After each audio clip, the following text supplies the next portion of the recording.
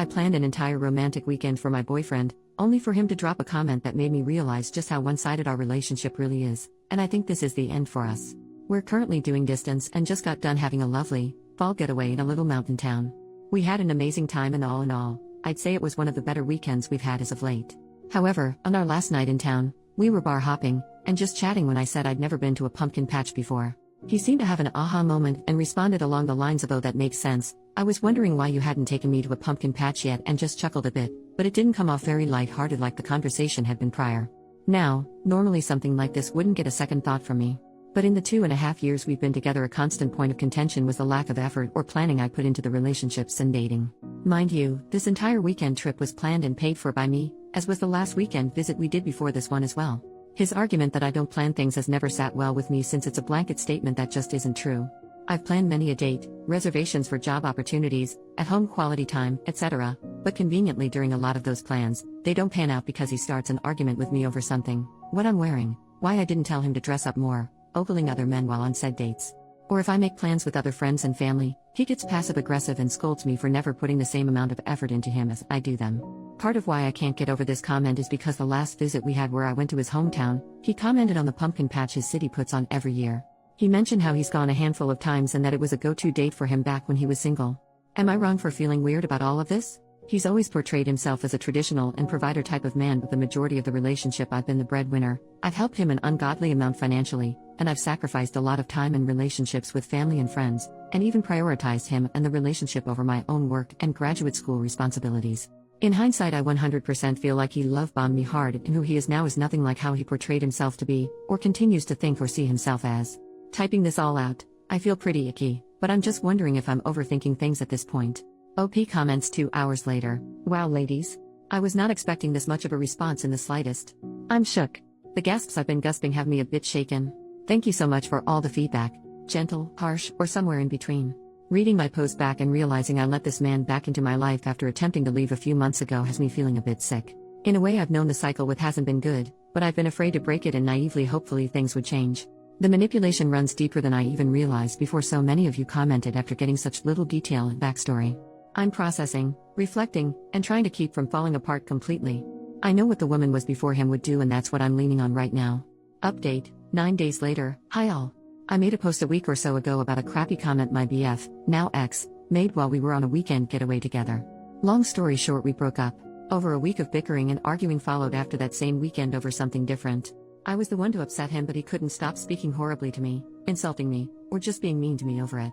I apologized endlessly for upsetting him, but when I asked that he stop being so mean with how he spoke to me, he said I deserved it. So among all the other various red flags that have been there the entire relationship, the comment about the pumpkin patch and the aforementioned behavior with another argument was it for me. He was taking out his financial situation and lack of employment on me, saying I didn't deserve to complain about anything. One of my 2 jobs gave me a 2-week notice during all this, and I was blindsided by it. That I should be grateful for having a master's degree, which I have loans for just like my first degree, and that losing one of my jobs was just karma for me being ungrateful since I don't know what rock bottom looks like. This coming from his resentment that I've always had my family to lean on when needed. He called me a goody two-shoes, gated community kid that doesn't know crap about the real world, all while I've been the breadwinner and financial support for us both most of the relationship. He disrespected the hard work my parents did, 20+ years of military service each, and they both still work, to give me and my siblings the life we have, and I just couldn't deal after all that was said. I'll be getting the last of my belongings next week since we were already distanced, and I'll be rid of this narcissistic jerk forever after that. I have my master's graduation in December. I'm treating myself to an all-ladies retreat in Egypt as a celebration, which my ex had an issue with because I wasn't putting that money towards us, shocker. And I'm getting so much quality time back with my family after I let him isolate me. I'm rekindling the relationship with my 2 childhood friends that I lost over this man. I'm on social media again. I had to delete it because he again had an issue with it, and I'm just feeling like myself again. Edit to add, the next day, I just want to say thank you again to all the advice, brutal or not, that was given here. As well as the kind DMs. I've never felt so seen and understood before. It feels like the fog I was in that entire relationship lifted as soon as I heard from you all that I wasn't crazy.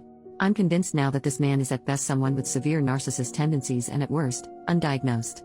I know that gets thrown around a lot, but the projecting, the mirroring, and the fact that his mom has a history of mental health struggles, which I never got explicit details of, I feel like something's going on for sure. He took advantage of my kind heart and gentle spirit, and I let him for a long time, hoping he'd change.